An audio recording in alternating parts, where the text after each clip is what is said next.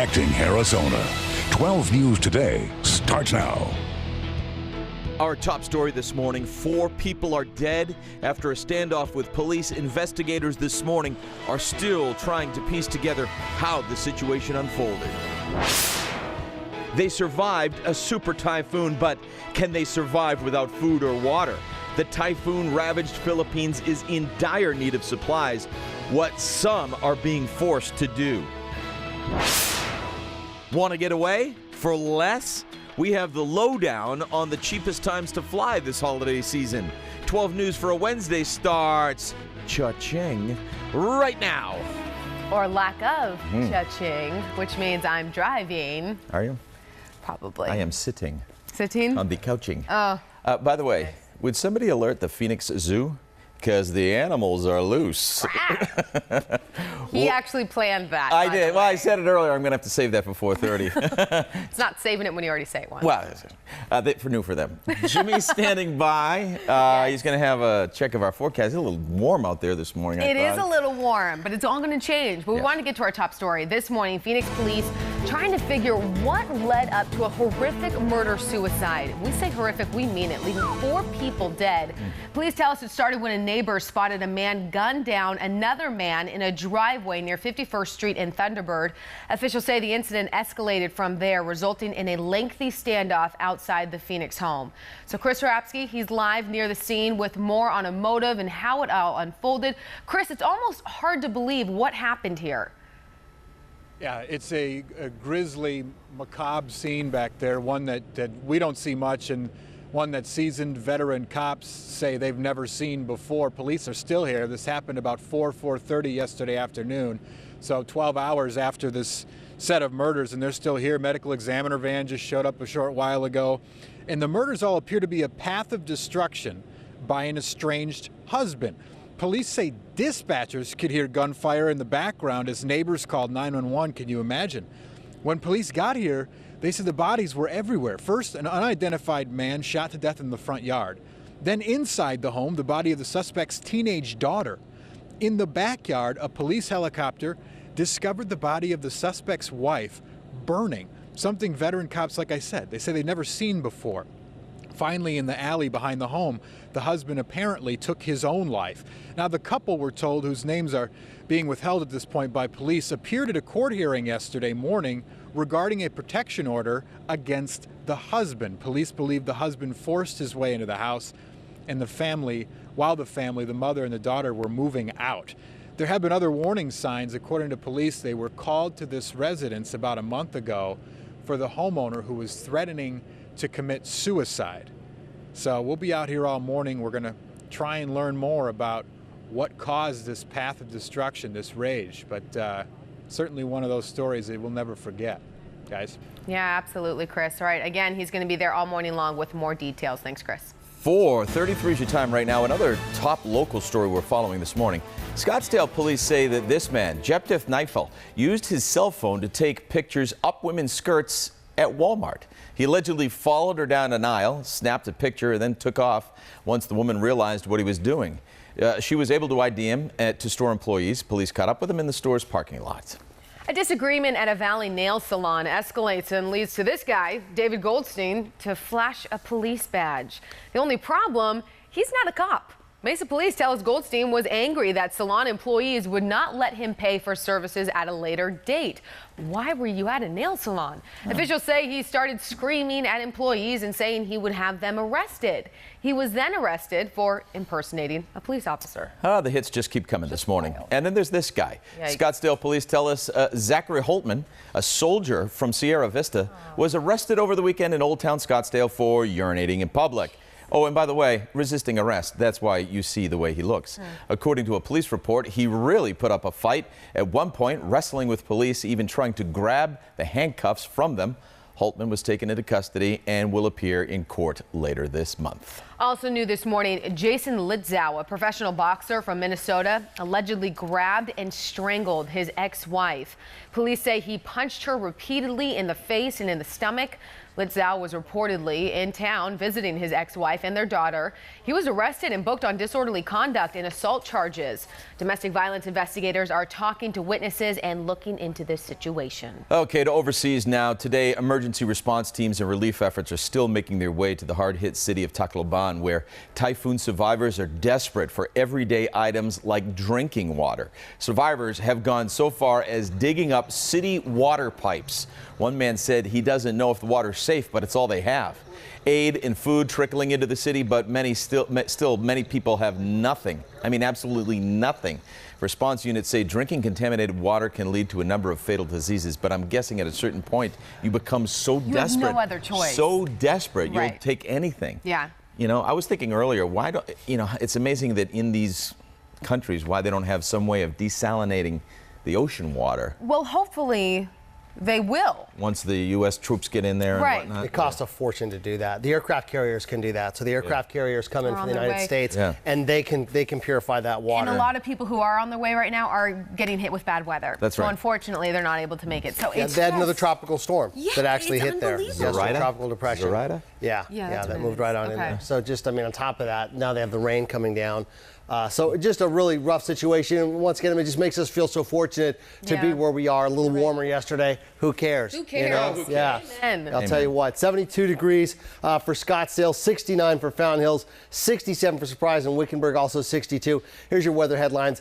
By the way, the high temperatures I'm telling you about will start to break down today, and then we get back into a cooling trend by this weekend. Oh, Jimmy Q, not bad. All right, happening today, everyone. A community will unite to remember a high school football player. A public memorial for Charles Uvella will take place tonight at the Hopi Junior Senior High School Auditorium.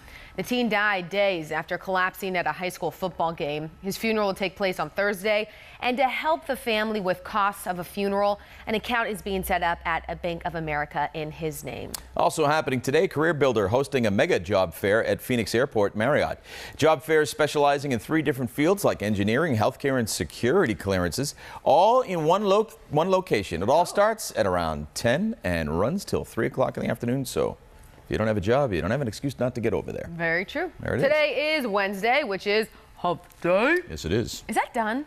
Yeah, I think it's over. done. It's over. Yeah. But you can do it. Sorry. You got the zoo outfit. It's all right. You can do whatever I want. You can. Camel, leopard, whatever. November 13th, the 317th day of 2013, which means Only 48. only 48. That's all we got left, people. Yeah, that's it. On this day back in 1992, Elton John performed in Mexico for the very first time. An estimated 90,000 people attended that concert at the heart of Mexico City. Very cool. Yes. On this day back in 1982, the Vietnam Veterans Memorial, designed by Maya Lin, was dedicated on the National Mall in Washington, D.C.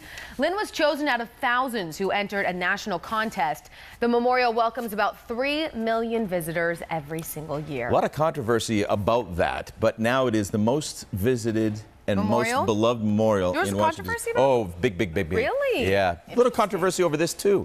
Back in 1999, Garth Brooks hosted SNL. However, the musical guest that night was a no-name artist by the name of Chris Gaines. Remember him?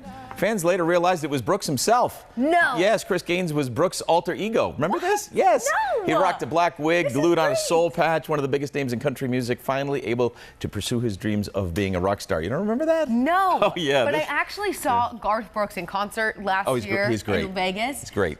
It It's was a He's still- does he still have it? No, I think he's almost. I think he's He's done. doing cooking shows with his Yeah, wife he's now. done, which But, is- Yeah, he's he- retired from touring. Oh. Fabulous. Fabulous. I agree. Unbelievable Yep. show. And Yep. I'm not even a big country fan, but But it wasn't Garth Brooks. it was No, Garth It was Garth Yeah, Brooks. yeah, So He He had a thing in Vegas, like a stint in Vegas for a couple years. And where he can would still play. sing, though? He still has Yeah. it? Oh, excellent. Yeah, absolutely.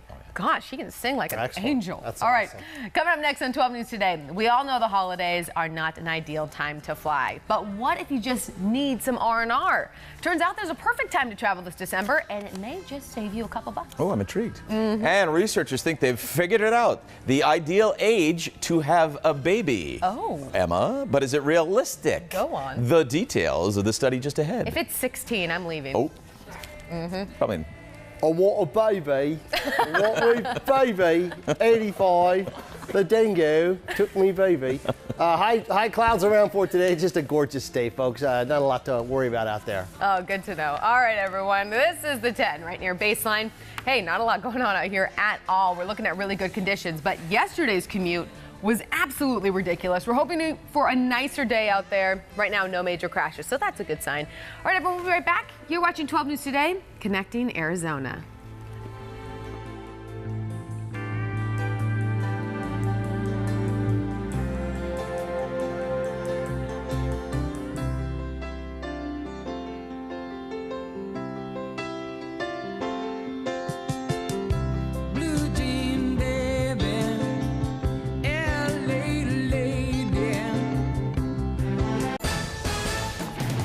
Welcome back, everyone. 4:42 is your time right now, and turns out quite a few people plan on making a mad dash to stores after Thanksgiving dinner. Literally, right after dinner. According to Accenture's holiday shopping survey, 38% of shoppers say they are likely to shop on the holiday. And more than a third of them are in it to win it, planning to visit at least 4 stores. The survey also says younger shoppers will make up most of the Thanksgiving crowds. Ages 18 to 34 are more likely to join the trend of adding Thanksgiving to the seasonal shopping rush and maybe even make it a tradition of their own. I enjoy the holiday. Yeah, no. Oh, it's just such a bummer. I don't understand the thrill and or the kick that people get out of this, other than saving money, I guess. It's saving money, and that's that does not look like fun right there, and it doesn't look like any of them are having fun. Hitting the roads this holiday season, and maybe heading to Mom and Dad's house, the most popular hometown destination in the country for Thanksgiving is Detroit, Michigan. Ooh. That according to Foursquare, which based this on the Motor City having the largest percentage increase of check-ins in 2012. Driving to your Turkey Day destination, Foursquare pegs the country's best rest stop as Delaware's Welcome Center in Newark, which is kind of interesting because isn't that New Jersey? That is on 8 p.m. on Wednesday, and the country's busiest airport should surprise none. It's Atlanta's, specifically at 6 p.m. on Wednesday. Interesting. Believe it or not, there are some travel dead zones upon us. Again, believe that or not. A lot of people want to travel the right before Thanksgiving or right before Christmas. That's usually how it goes. But what about those in between days? Airfare experts say we are getting closer and closer to the cheapest time of year to fly. 2 big dead zones to know about. The first couple weeks of December and the last 3 weeks in January into early February. They're typically undesirable times, but if you don't really have a preference, then why not? Airfare experts say now is the time to pounce on those dead zones. I have a problem flying during a dead zone. Why? Because it says the word dead. Yeah, it's a dead zone. Do you really want to fly then? The stage is officially set for U.S. Airways and American Airlines to merge, creating the world's biggest airline. Now, the Justice Department announced yesterday that it had reached an agreement for the merger to take place. However, that agreement requires the airlines to cut back the size of the merger in several airports, including Washington's Ronald Reagan National.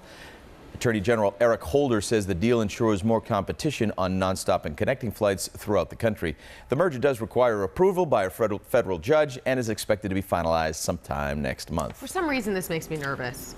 It's just the way that things are going. Monopolies. I know. Exactly. Yeah, but what can you do? Wait, nothing. Nothing. Pretty soon, flying will just be for the rich. The rich. Like it used to be. I'll be driving with Emma. Right? And then I like the carpool. I'm driving like you. You know what? Anytime. Holidays are coming. Let's go. Just us two. Anyways, not a bad deal there. Expect to see great conditions across our area. Cold. I'm telling you.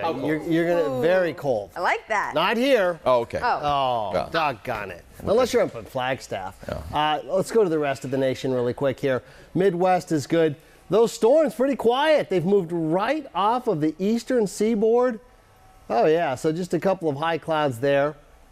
Pretty good, right? Well, guess what? That was the cold air that cleared them out. Here's where we stand right now. 26 degrees in Minneapolis, 17 for Cedar Rapids, 33 right now in Washington, D.C. They're 2 hours ahead of us. Boston, 27 degrees, 28 for Raleigh. Some of the coolest temperatures they've seen in years in this early period of November for those areas, and 21 degrees in Oklahoma City. So that cold air really penetrating a lot of the nation. We do have a lot of clouds this morning, believe it or not. High clouds over the area, but you can see the cutoff line as we get into some clearing to the western sections of the state. So high pressure does finally start to break down for today. and not a lot of water vapor out there either. 85 is the high. We're still going to be above average, but better than the 91 that we had yesterday. 82 for Casa Grande, 85 here in Phoenix, 71 for Payson, 62 for Flagstaff, Prescott 71 for the high, and 80s from Bullhead City down towards Yuma. The 7-day forecast, temperatures in the 80s. We go down a little bit by Thursday. It's going to be a gradual cooling trend, and then by the weekend, 77 for Saturday, Sunday, about 71, much cooler and just good weather. Maybe a slight sprinkle, mainly up towards the north. Pajama weather. That's why we put one. Oh, yeah. Hot chocolate, I love tea, crumpets. Perfect for November. What's a crumpet? I don't know. I'll show you. All right, let's talk about your health and if you are expecting the health of your baby too. A study focused on pregnant Swedish women and found that babies born to mothers who had weight loss surgery were more likely to be small for their age and premature. The researchers don't really know how the surgery impacts fetal growth, but they say people who have the procedure have a known risk for nutrient deficiencies. However, they say obesity is a risk factor for several health problems for both mother and baby, so women who are overweight should still include surgery in their list of weight loss options. I think my mom just laid around the house all during pregnancy, and this explains a lot. Smart woman. A new study found a link between a mother's exercise during pregnancy with the fetus's brain development. The University of Montreal did the study. It does, doesn't it? Found that pregnant women who actually exercise for at least 20 minutes a day, 3 times a week, had newborns who showed higher levels of brain activity compared to women who did not exercise. Researchers also found that staying active while pregnant is linked to a lower risk of obesity for the baby later on in life and can mean an easier postpartum recovery for mom. It's so much easier said than done. Well, this is true. Yeah. But it's, what, 9 months? Yeah. Get off the couch. You better knock that off. You are going to get knocked out just because of that. Some way. All right. I'm going to get knocked up? That's impossible. It could happen. Okay. With biological clocks ticking away, it's a question lots of young professionals ask themselves. What is the ideal age to have your first kid? Gallup polled over 5,000 adults, and the majority say 25 is the magic number. However, most 25-year-olds polled say with the added pressure of higher education, getting that dream job, and of course finding the right partner, the idea of starting a family has gotten pushed to the side. I am past my prime. Yeah, you're all done. Yeah. You're an old hag by now. I mean, come on, frankly, really. Children, I'm sorry. I apologize. It makes a lot of sense, though, because it totally does. Not only the fact that education is so much more expensive, jobs are paying less, right, and the fact that, you know, people are going online to meet their loved ones. Well, they're getting married later. That's right. And I think that the trend, of course, is going to be having babies later if it's not already. So. But people are healthier longer too. So I think that's you hope, unless they're, you know, like you. That's right. Just lazy. Ahead on 12 News today, one university mistake that has college students up in arms. Yeah. We're going to explain after the break. And checking out your morning commute. Nothing bad at all. The 10 near baseline, perfect conditions. We'll be right back. You are watching 12 News Today, connecting Arizona. But first, if you are at Bash's or Food City doing your shopping this week, please don't forget to help a family in need this Thanksgiving. Gobble gobble. We have partnered with St. Vincent de Paul for Turkey Tuesday. Now just 2 weeks away, less than 2 weeks away. Oh my God! And we're on a mission to ensure everybody in the Valley has food to eat this Thanksgiving. Drop a bird off and support the cause this year. Bruce Cooper, Dan Bickley go head-to-head in a friendly competition for a good cause. I wonder who's winning. That's a really good question. That's a great question. We'll be right back.